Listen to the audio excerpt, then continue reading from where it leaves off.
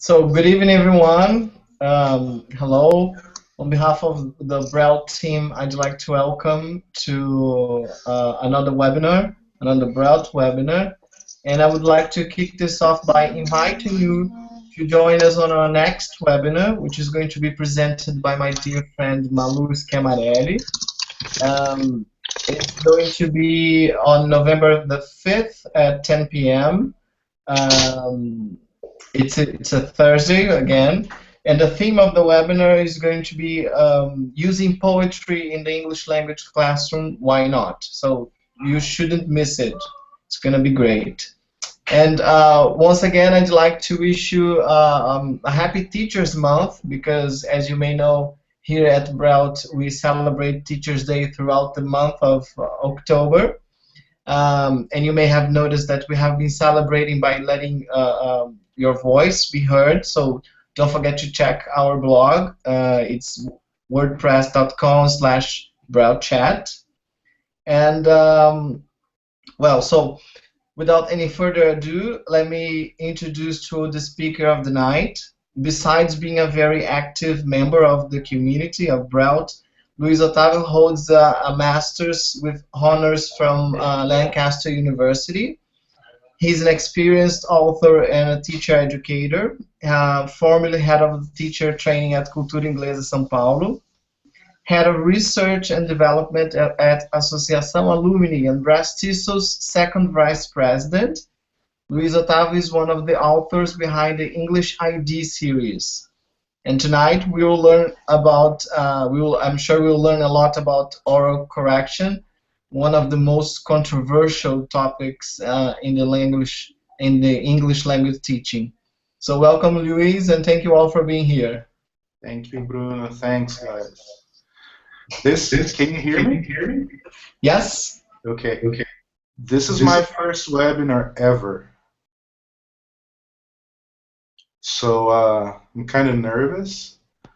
Fingers crossed, and thanks again. Let me share my screen with you. Hold on a second. Screen share. Desktop. Okay. Right. What can you see now? I see you, Luiz. You don't see the slides? No, not yet. Let's try again. Screen share, desktop, start screen share. Okay. Okay, now I can see your screen. How about now? Yes. The PPT is on. In presentation mode? Yes. Okay, thanks, Bruno. You're welcome. All right, so thanks again. Guys, this is a session on oral correction, I know, but it's more than that. I think the overriding theme of this session is reflection and decision-making and principled eclecticism, principled decision-making, and avoiding solutionism, you know, one-size-fits-all solutions to very complex phenomena. And the underlying assumption here is that a lot of what we do in class, we do out of sheer habit, you know? And there are certain things that we can only fully understand in hindsight. Maybe a week after the event, maybe a month, or maybe 2 decades, like this session. So it seems fitting that the first part of the session should be called Hindsight. So let me take you on a little journey back in time now to the early 90s. I'd been teaching for about 4 years, and I already had the CELTA, except that it was called COTI way back then. I read the Holy Trinity of ELT for novice teachers. I'd read Harmer and Penier and Jim Scrivener, and I was very happy to be you know, to have become a teacher. And there was this B1 group, this intermediate group, and I used to love them. There were about 18 students, 9 teens and 9 adults, and they all got along really, really well against the odds. And we'd been working on describing places. We'd been working on things like in the background, in the foreground, at the top, at the bottom, on the left, on the right. You know that kind of thing, right? Sort of paving the way for the FC down the road. And in one particular lesson, I gave them an end of class activity, and it was a lot of fun. I took it from this book. It's called Keep Talking. Really, really good stuff there. It's sort of like discussions that work, but better, I think. So I gave them this information gap activity here, and those activities are very, very challenging. Not only because there are more than 7 differences, you know, sometimes there are as many as 12, but because most of their attentional resources are deployed to task achievement at the expense of accuracy and complexity and fluency. In other words, most of them are focused on achieving the task, doing the task. So in hindsight, it shouldn't have come as a surprise that most of them ignored all the new language in the foreground, in the background, at the top, at the bottom, on the left, on the right. None of them got it right. Actually, they didn't even use them. What was a little more surprising, though, is that they got the grammar wrong. So instead of asking, is there a woman in your picture? Is there a man in my picture? There are 3 tables, blah, blah, blah. They didn't use there is and there are. Instead, they used, guess what? Have.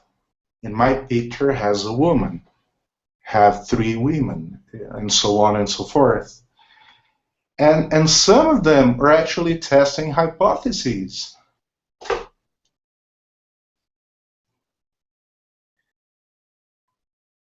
Yeah? So there was 18 students before me making lots and lots of mistakes, and most of them were getting the target language wrong, and the ones that were getting it right sort of slid back into an earlier developmental phase, and they started making the same mistakes again. Possibly because everybody was, you know, saying it wrong.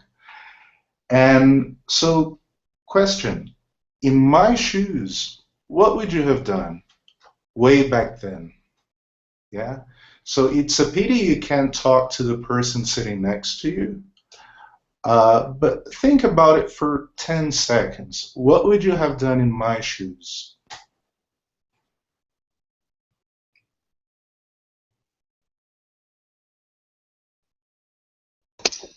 We can talk in the chat, so if you would like to share what you do in the chat box here or on in YouTube. Right. Great. So let me give you 30 seconds then.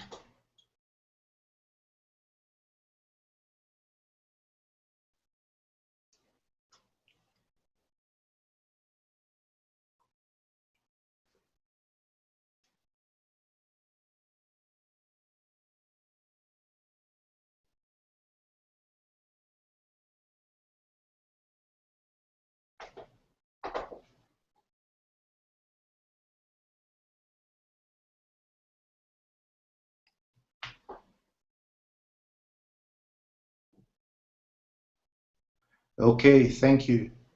So, am I right in assuming that some of you might have used the word interrupt? Yeah? Maybe some of you used the word or thought of the word on the spot. Maybe some of you use the verb wait, yeah? So it seems to me that the key question there is when, not how or why we should correct students, we should provide corrective feedback. Because I think the hows are sort of easy. You can do self-correction, peer correction, and so on and so forth. The whys are trickier. You know, when you talk to the gurus, the jury's still out on whether oral correction works.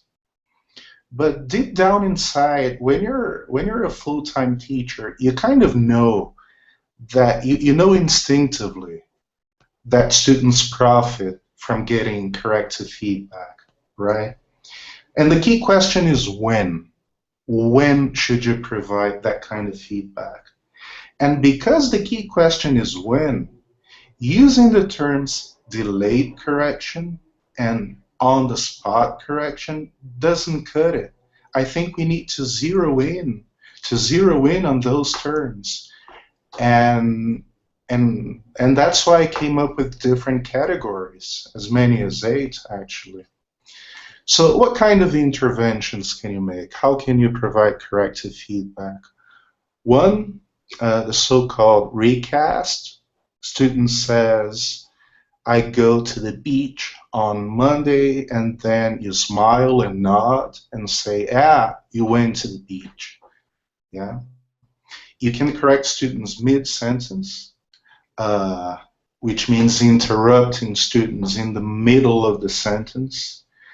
And by the way, this is the one correction technique which I wouldn't recommend. I don't think it works.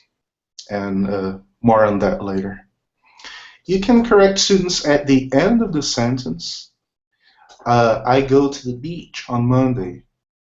You wait until the student has finished, and you provide corrective feedback. Oh, you went to the beach. Alternatively, you can elicit the correct form and ask him or her to give it another try. So, I go to the beach on Monday. Okay, put the verb in the past. Student says went, and then you say, very good. Try it again. I went to the beach on Monday. Maybe it's not a sentence that the students got wrong. Maybe it's a train of thought. Maybe the mistake was in a longer sentence. So you can correct them at the end of the train of thoughts. Yeah. Offering retrial if necessary, opportunities for retrial if necessary. Yeah, so longer sentences, you wait for the student to finish, and only then do you intervene. And it's funny, maybe on-the-spot correction has gotten such a bad press because very often we tend to confuse on-the-spot correction with mid-sentence correction, and they're not synonymous. So for the purposes of this session, let's assume that 3 and 4 are forms of on-the-spot correction, except that you don't interrupt students halfway through. Number 5, you can correct them in the middle of the activity plus retrial. So for example, you can listen to them, you can make notes, you can stop them, say, 5 minutes into the activity. You can provide feedback, and then you can ask them to give the whole thing another try based on your feedback. You know, like a sandwich. You can correct them at the end of the activity or at the end of the class. And those are what we call delayed feedback. Or you may give them no feedback at all, and there are, very often legitimate reasons why, you shouldn't correct students at all. So 8 techniques there. Which one do you think I used? Let me show you how a student reacted to the activity, and then you'll be able to figure it out.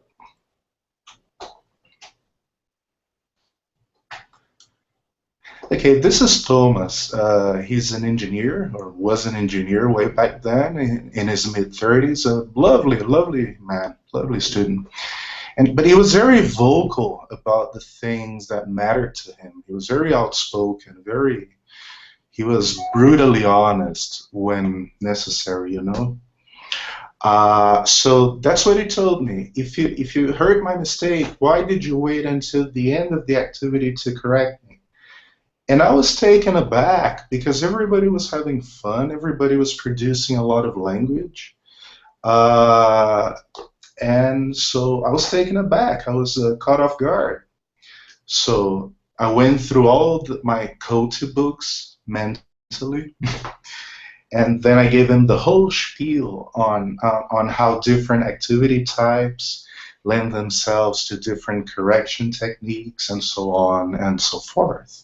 And he smiled and he nodded and I smiled and I nodded.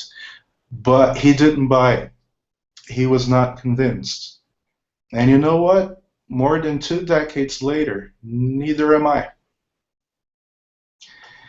It seems to me that maybe recasting or delaying correction are the easiest things to do, but not necessarily the most effective.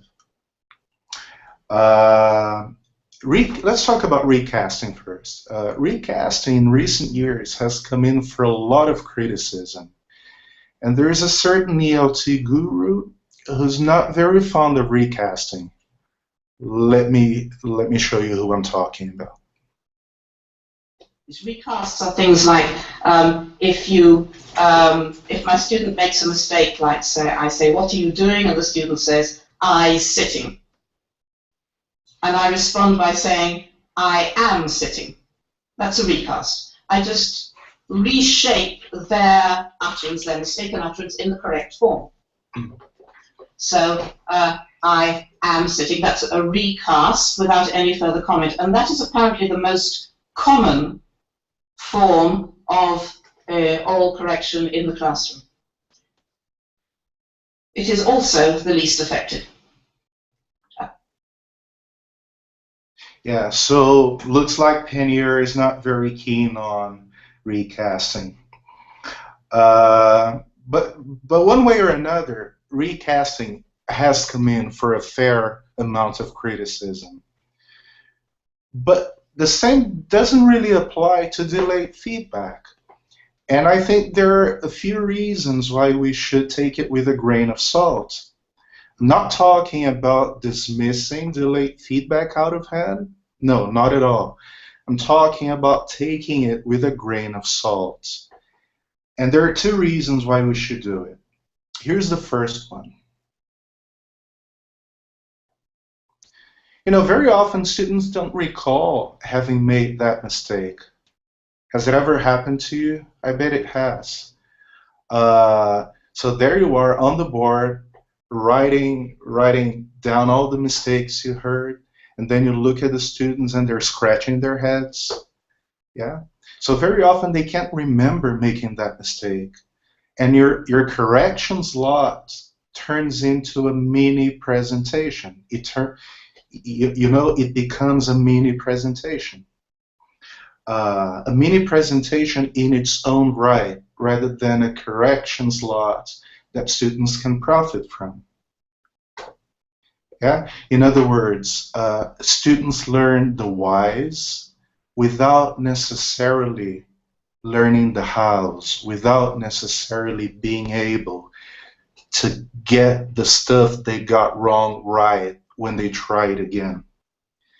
In other words, you focus on knowing that as opposed to knowing how. You focus on declarative knowledge as opposed to procedural knowledge. You focus on competence instead of focusing on actual performance. Yeah. So we're really talking about learning a language. I'm sorry. We're really talking about skill learning as a component of language learning. Yeah. I'm not talking about an all-encompassing metaphor. I'm talking that there's a certain element of skill learning in language learning that maybe we shouldn't ignore.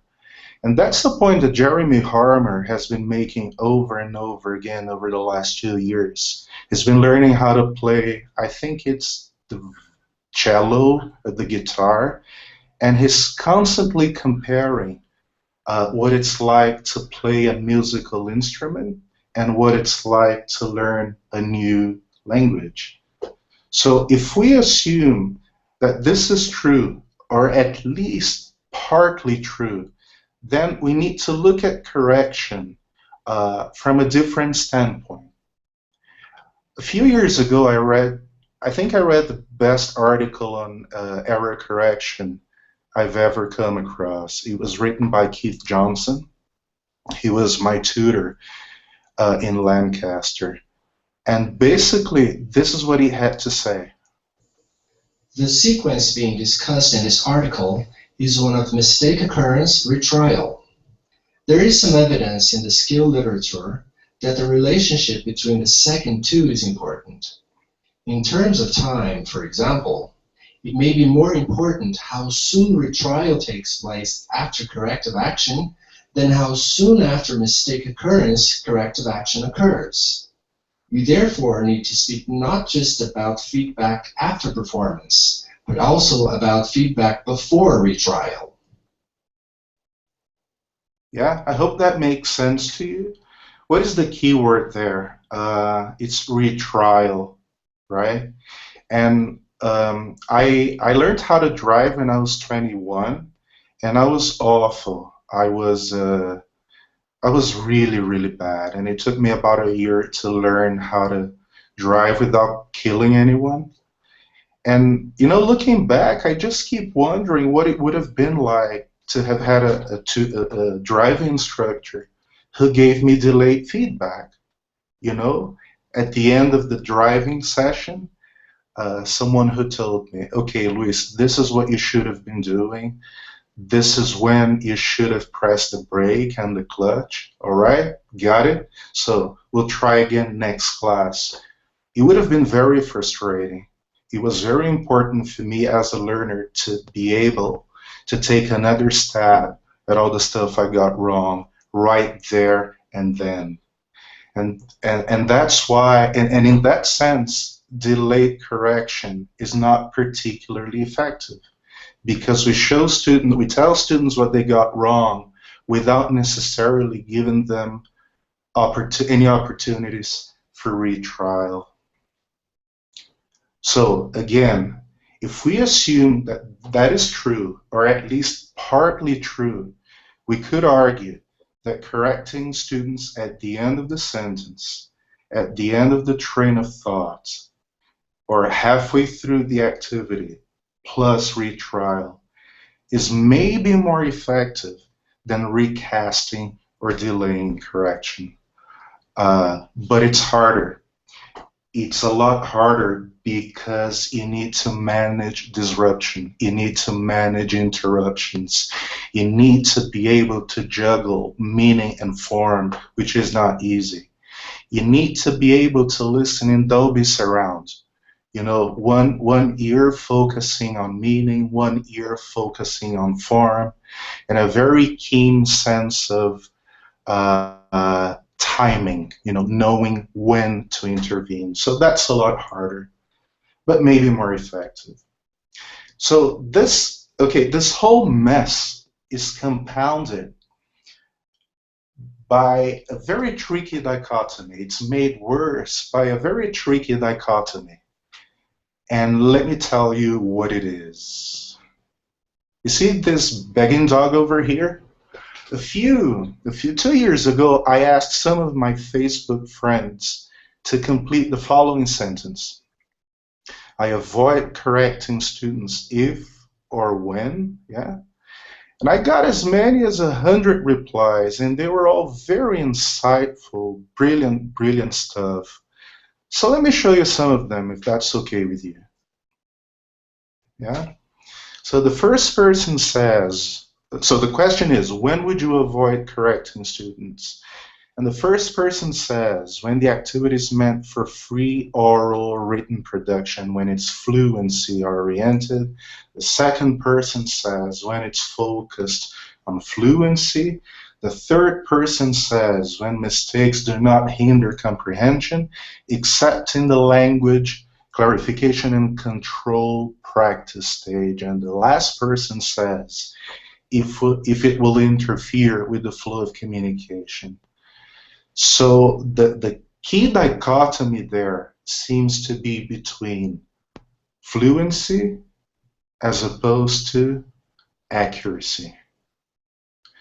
But things are not so simple. They're really complicated.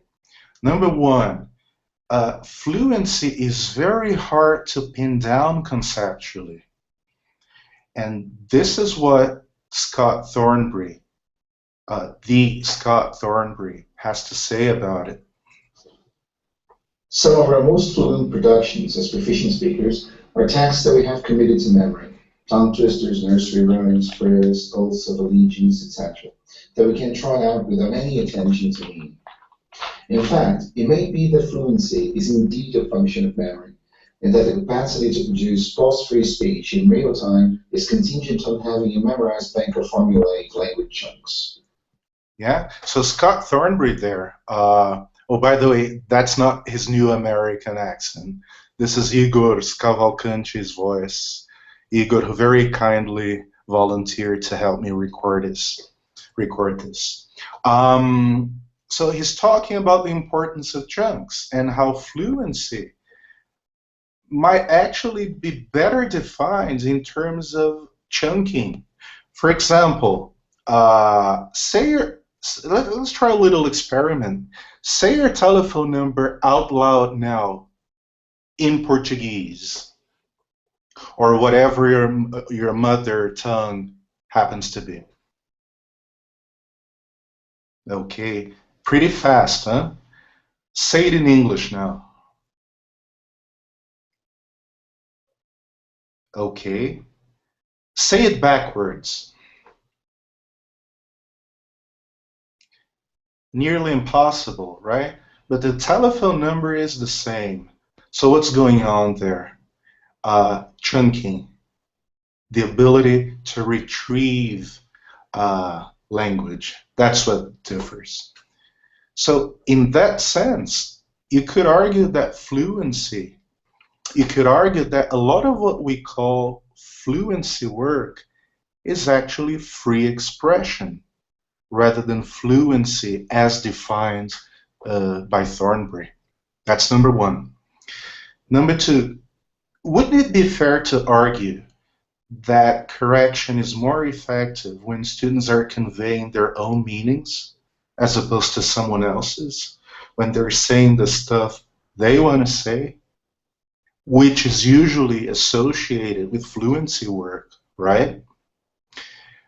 Number three, at B1, from B1 to C2, in other words, upper intermediate, advanced levels, there's more fluency work, isn't there? You'd be hard-pressed to find a controlled accuracy practice in an upper intermediate or advanced book.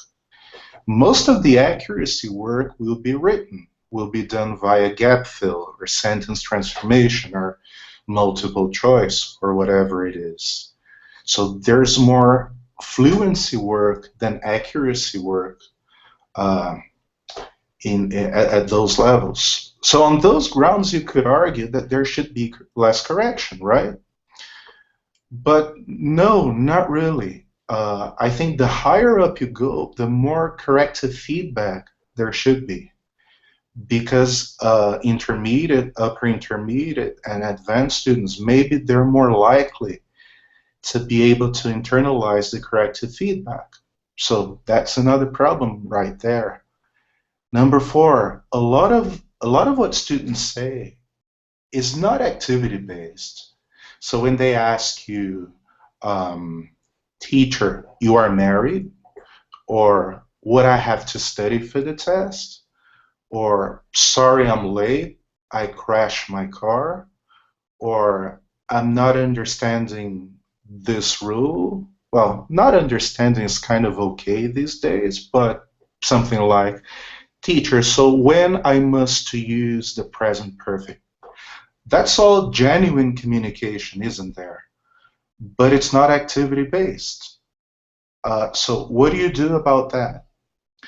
And number five, being intelligible is important, of course, but if you focus your efforts on intelligibility, you're less likely to correct students who speak the same language, because they can kind of understand each other, can't they?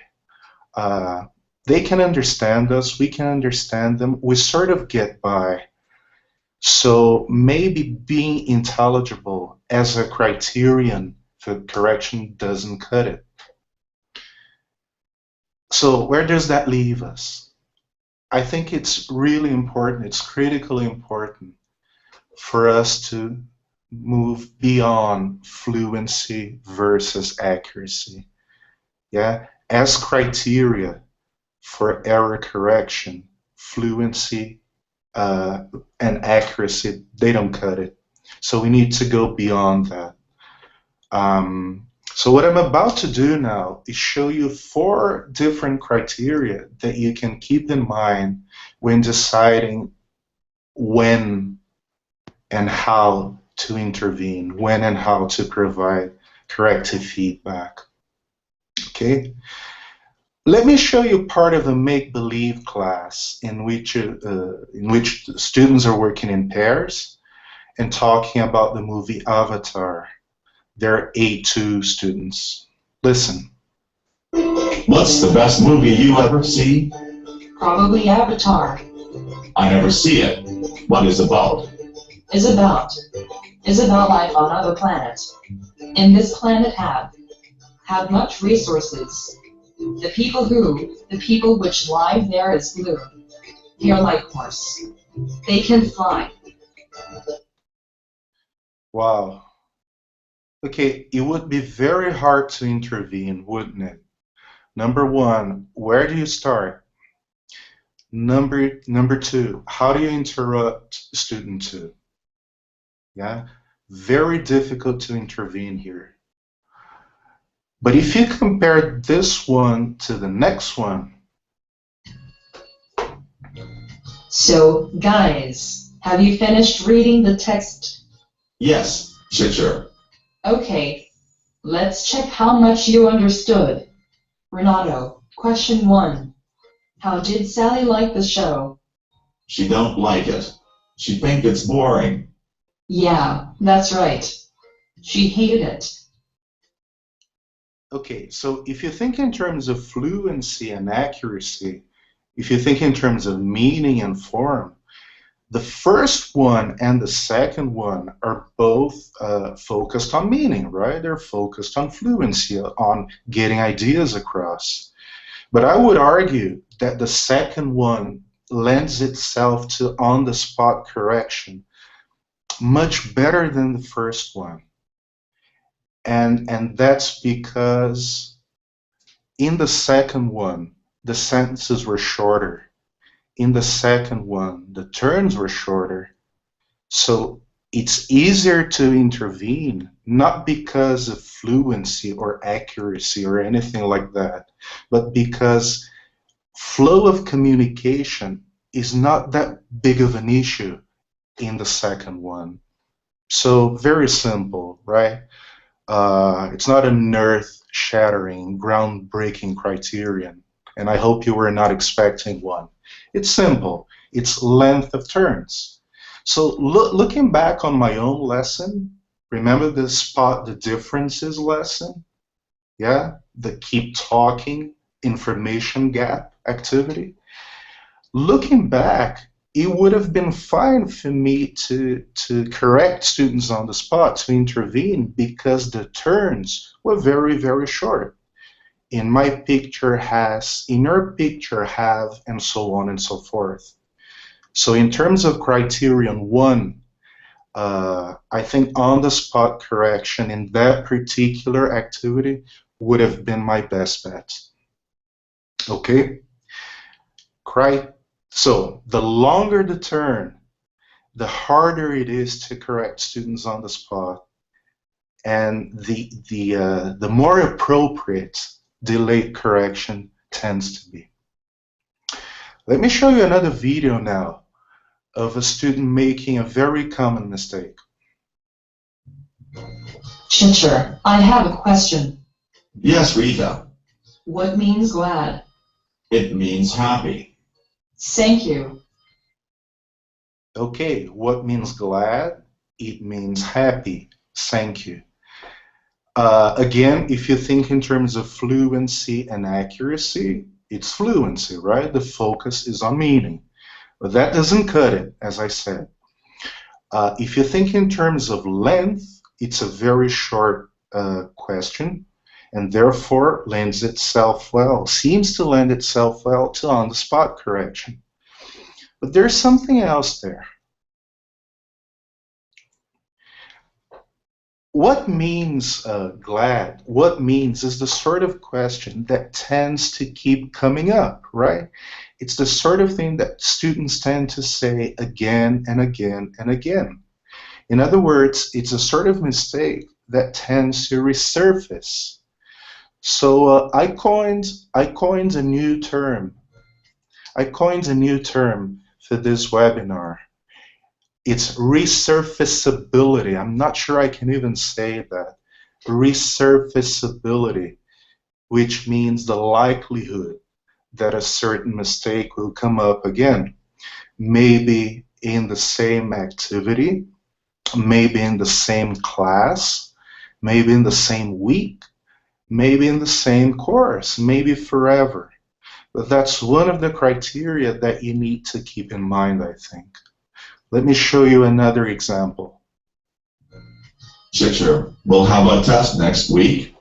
Yes, Marcos, the test is on Tuesday. What I must have studied? Pages 30 to 45. Okay, so Marcus's question was, will have a test, what I must to study. These are questions that he's likely to ask again and again, right? Whenever there is a test coming up. So again, short and likely to resurface. Doesn't really matter if it's accuracy or fluency, I think. Let me show you another one. I hope it's making sense. God, I wish I could see your faces now. But let's move on. Hey, could you borrow me an eraser? Sure. Again, very likely to resurface.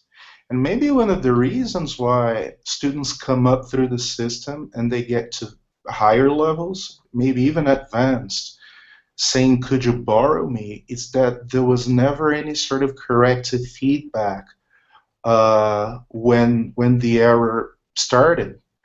Maybe we didn't nip it in the bud when we should.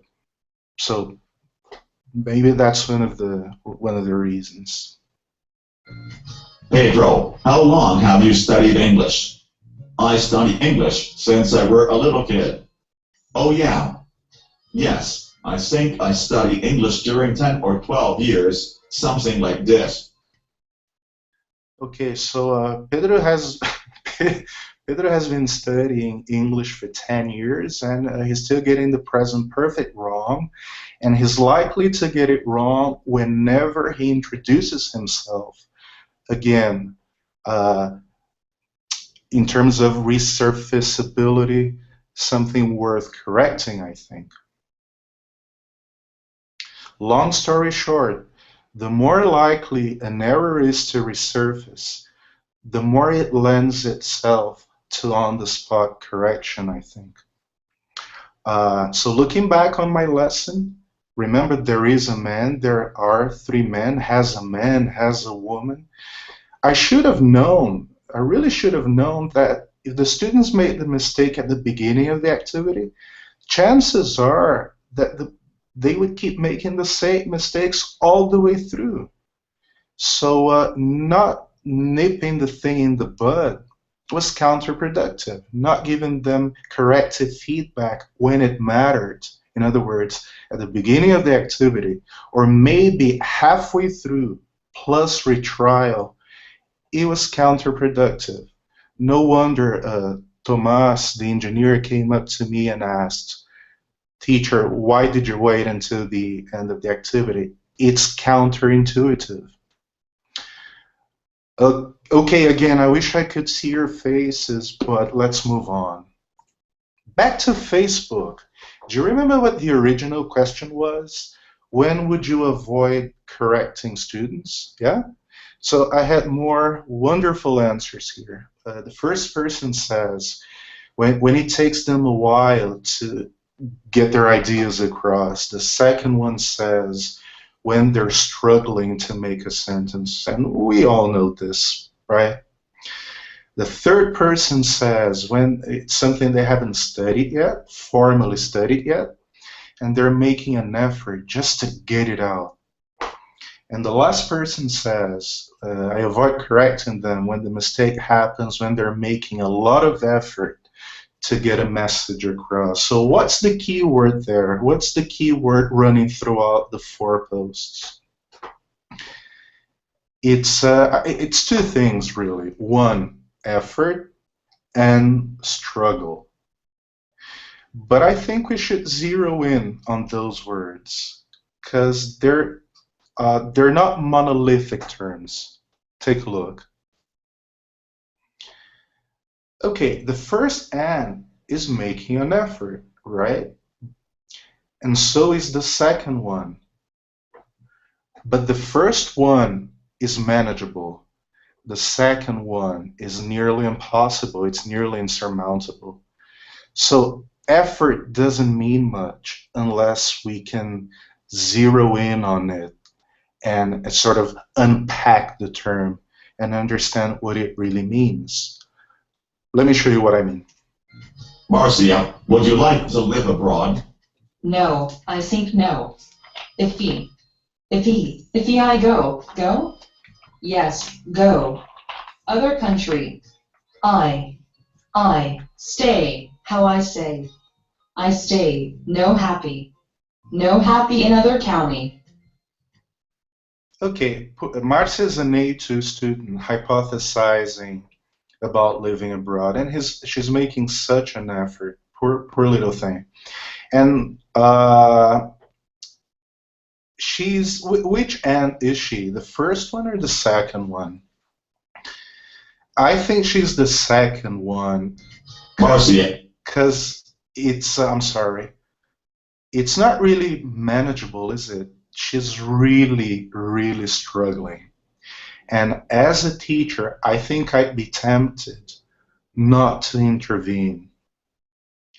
Not least because I wouldn't know where to start. Now, compare Marcia and the second and the next one. Marcia, would you like? Paolo, what's the key to being successful in life? Gee, I don't know. I think it's hard work. What do you mean? Well, how can I say? If you work more. No, I mean, more you work, more you will become. No, I mean, you become more successful, more you work. Sure, you understood. Okay, Paul is different. Paul is like the first "and." Don't you get the sense that he's almost there? That he all he needs is a little push? Yeah?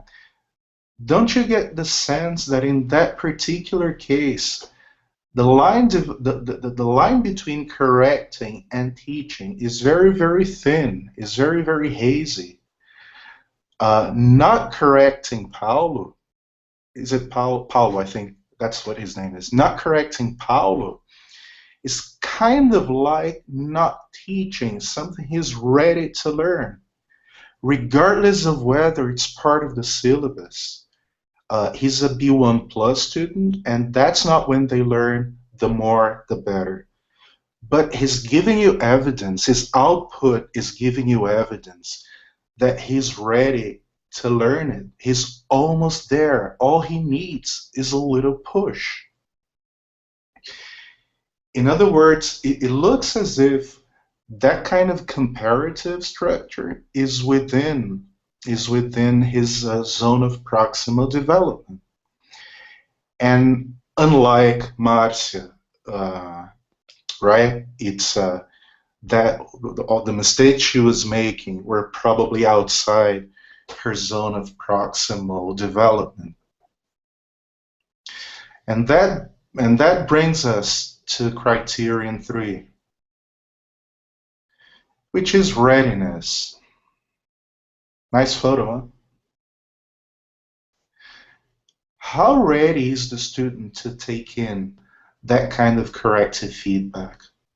So the more ready he is or she is, maybe the better on-the-spot correction will be in terms of pushing the student, in terms of driving his interlanguage forward, in terms of restructuring his interlanguage. So looking back on my lesson, they were intermediate students and they were learning in the background, in the foreground. Yeah, remember, there is and there are was most probably within their zone of proximal development. I know that this is the kind of thing that you can only tell by interacting with the student, I know, but looking back, I'm sure they would have been ready to internalize there is and there are, and it's a pity I didn't intervene. I hope it's making sense.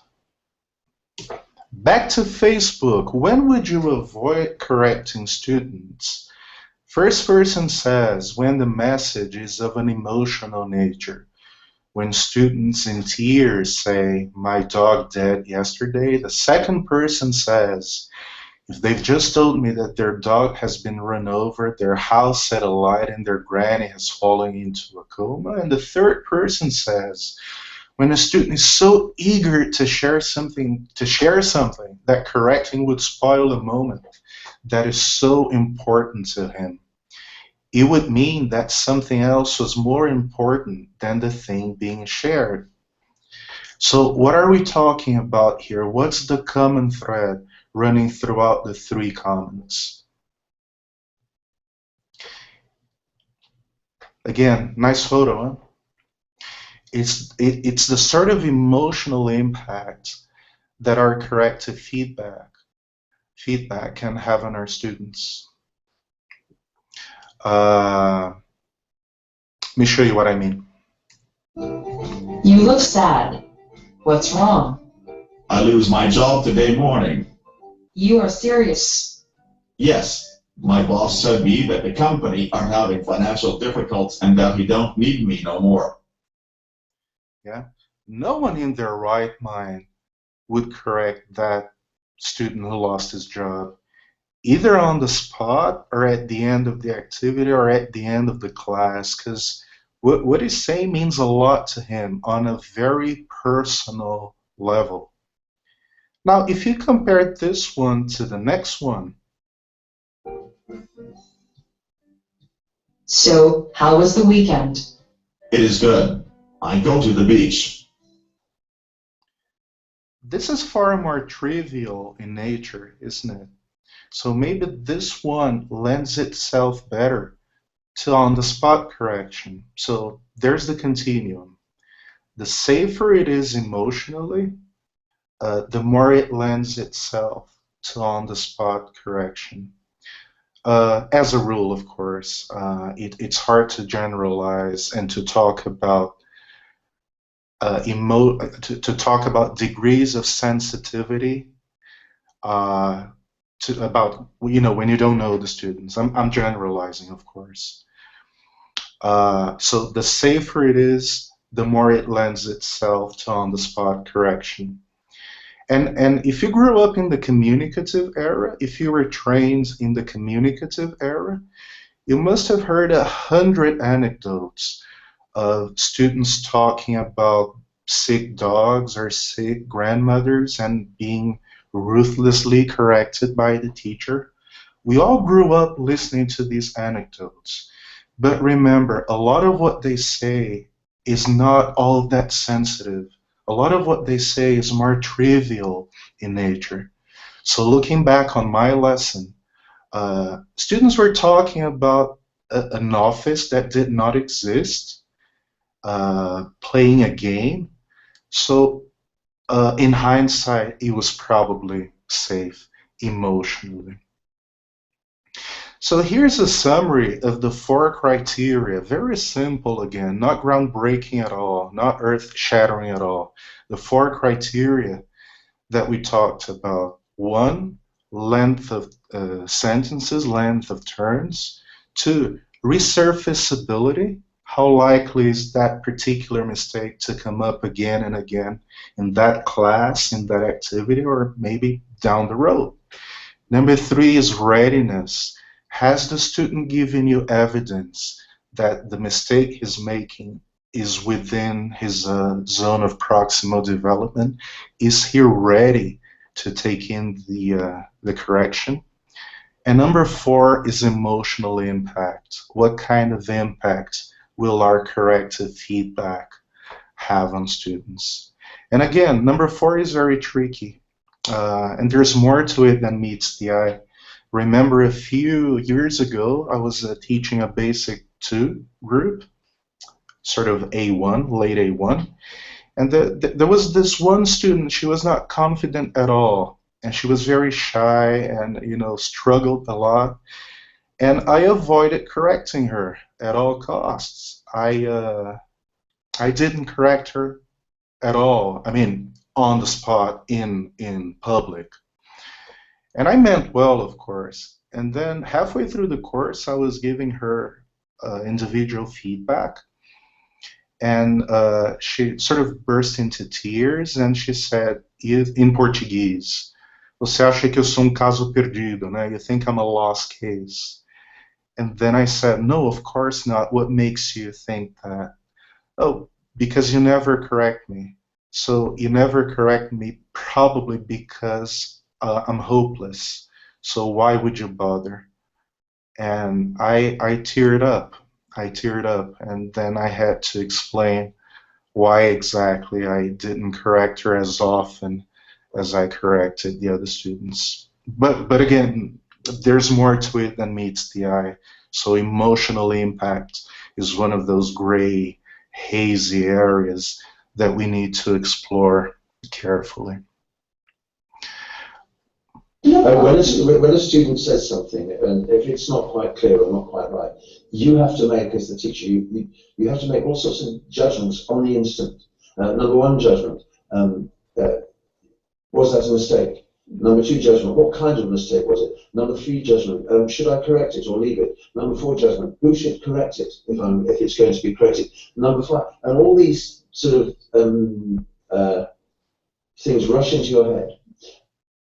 Yeah, so Jeremy Harmer is talking about how difficult it is to make principled, sound, context-sensitive decisions when students make a mistake. And I hope that through this webinar, you can talk about all these 4 criteria here on the left, on the right, I'm sorry, before you automatically resort to delayed correction. And consider is the key word there. We don't want to replace old dogmas by new ones. Just consider the 4 criteria that I tried to outline. Okay? And thanks very much. I hope you made it through the webinar, my very first webinar.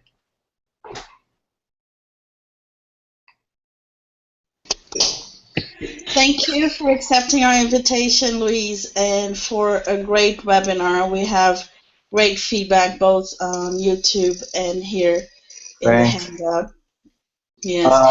I can't see you. Should I be able to see you now? Yes.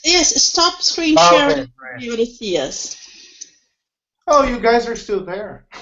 Yes, we are. We're all here. Yes, it was awesome. Does anybody have any questions for Luiz?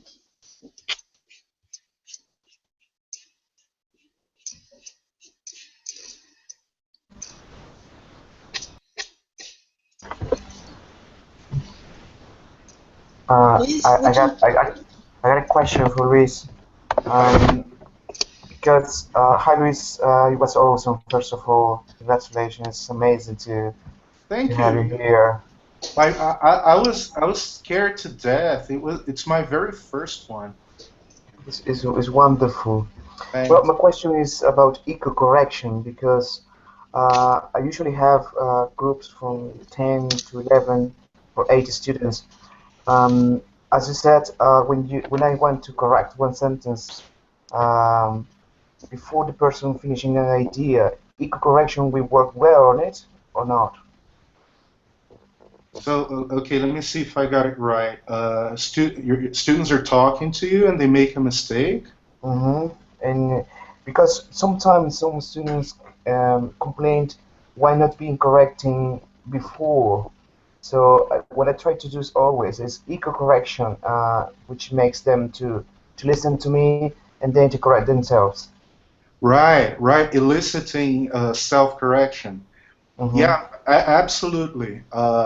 I think as a rule, first you should elicit what the mistake was and give students a chance to self-correct. If that fails, you can resort to peer correction, depending on how well they get along. Mm-hmm. And then you can correct the student yourself. But but as a rule, I always ask them to say the correct sentence again at the end of the first attempt. You know, a mini retrial at the end of the first sentence. You know, they got something wrong. You either elicit the correct form or you provide it yourself, but then you ask them to say it again. And that's where retrial comes in. Yeah, that's it. Thank you. So, Luis, if you'll allow me a little bit of a delayed correction, could you stop screen sharing, please? Yeah, sure. I'm sorry. Screen share. There you go. We can see. Oh no, we can see you. Great. We have another question coming from YouTube. Eliana Grimm asked if the criteria changes and how when you're teaching one-to-one. Very good question. Do the criteria change when I'm teaching one-to-one? So the first one is, let's see if you remember. What is the first one? Length of turn, right? Mm-hmm. I don't think that would change at all. Number two, resurfaceability. I think it's actually easier for you to know how likely that error is to come up again when you know the student well. What's number three?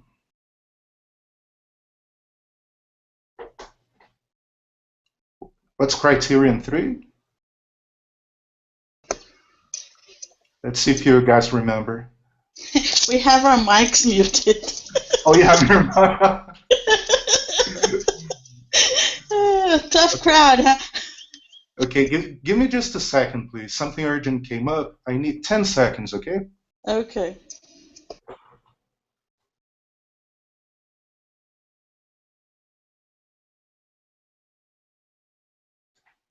Okay, so, okay, readiness, number 3. Again, it's easier for the teacher to know when the student is ready. It's actually a lot easier for the teacher to know when the student is ready when you teach one-to-one. Emotional impact, number 4, is trickier, depending on the kind of relationship that you develop with your student. So I think that's the one with the hazier edges, you know, that's the trickiest one. But as a rule, I don't think there would be substantial changes to the criteria. Luis. Yeah. Can you hear me? Yeah. There's another question coming from YouTube. Edmilson, he wants to know what happened to the student who said he was a lost case. how did you reassure her, and if she dropped out in the end? Right.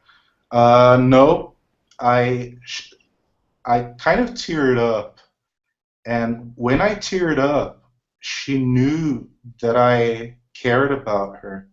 She knew that I meant well. She knew that I wasn't paying lip service to all the stuff that I was telling her. So we talked things through, and then, no, she persevered. She persevered.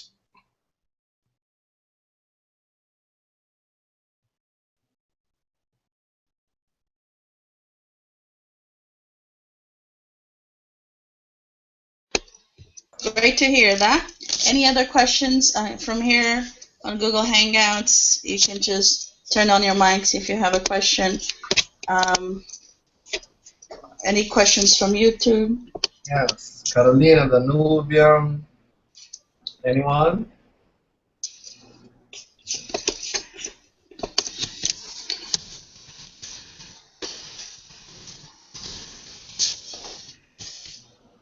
Just we'll have to wait a little because there's some delay from YouTube. Oh, I think Carolina is asking a question in writing. Carolina, would you like to ask it? Or you can turn on your mic if you prefer asking it.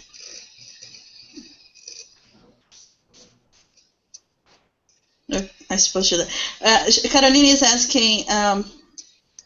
Sometimes she thinks it's difficult to listen to the mistakes, especially when she's taking notes, because students usually start to speaking in a lower volume because they're afraid of being corrected.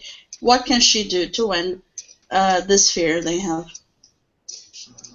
And that's really hard to answer, isn't it? First of all, you've got to figure out why you've got to figure out, one, whether they're really afraid of being corrected or whether it's something else.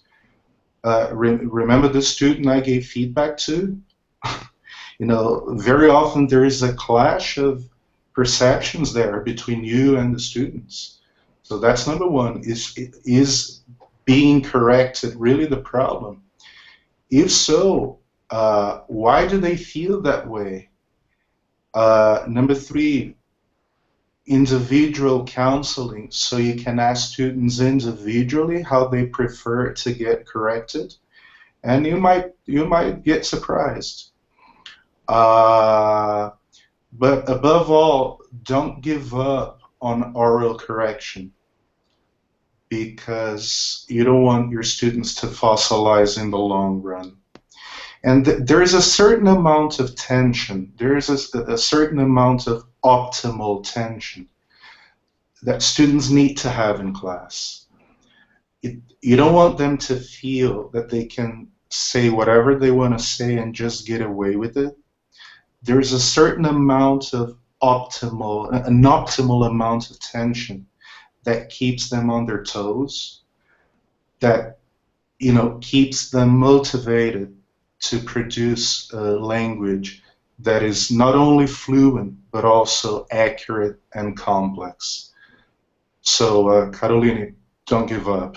Sort of very wishy-washy answer, I know, but the problem you've described is very context specific, right? So that's the best I can do right now.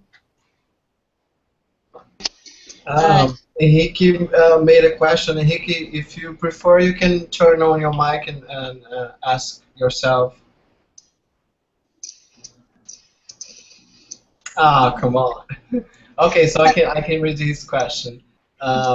Luis, he said, according to the resurfability criterion, is it possible to argue that if a mistake is likely to resurface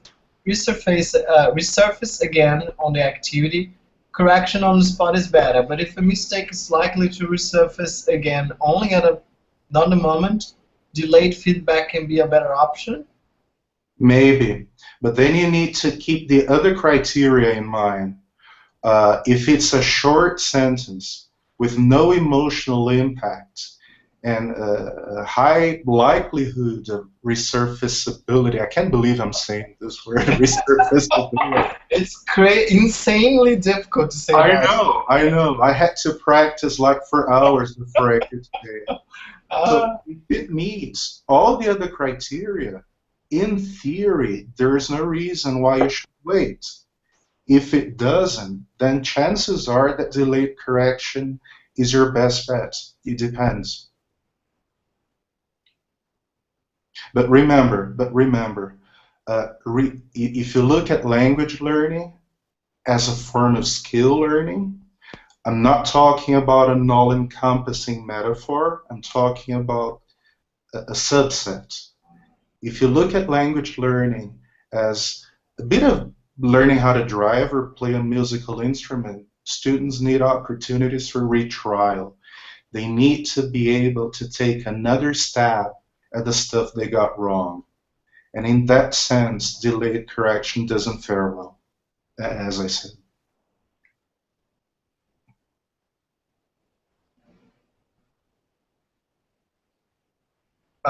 There is another question coming from YouTube. Mm-hmm. Well, I lost it. It's actually a comment. Edmilson Chagas was sharing that he's done a lot of retrials with the students, and that really does work. So, right. A good testimonial there. Because sometimes we're afraid of asking students to retrial. Okay, why would they do the same thing again? They will complain. And he's got a positive experience with it. Thanks, Ed. Mm-hmm. Poor Ed. He attended this presentation in São Paulo, in Goiânia, and it looks as if he's here with us now. Thanks. He's on YouTube. He's such a doll. Right, thanks. And a final question from Caroline before we wrap up, because she usually takes notes of good language they use, the mistakes they make, and write them on the board once the activity is over. Mm-hmm. Do you think that exposing their mistakes on the board could be intimidating? Not necessarily if you don't. Not necessarily if you don't tell the whole class who made which mistake, right? But you can tell them who came up with the good sentences, who came up with the new words, the complex structures. There's one thing about writing mistakes on the board, though. If you listen to students and if you start writing on the board as soon as the activity begins, there'll be students who look at the board will be exposed to lots of mistakes all the way through the activity. That's not necessarily a problem as long as they know that those sentences are wrong. Yeah, so if you start taking notes at the beginning of the activity, just be sure to write mistakes so that they know that the stuff that you're writing there is actually faulty language. Because when they're working in pairs, they're going to be looking at the board from time to time, so they need to know what's written there. So that's my only piece of advice.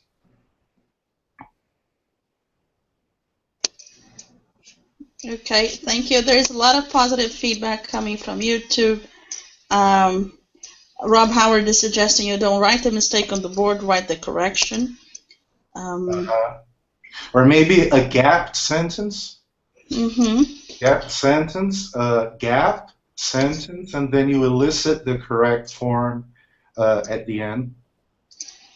Lots of people on YouTube saying that you gave them a lot to think about, rethink their error correction practices. And for that, I believe Bruno would like to thank you. And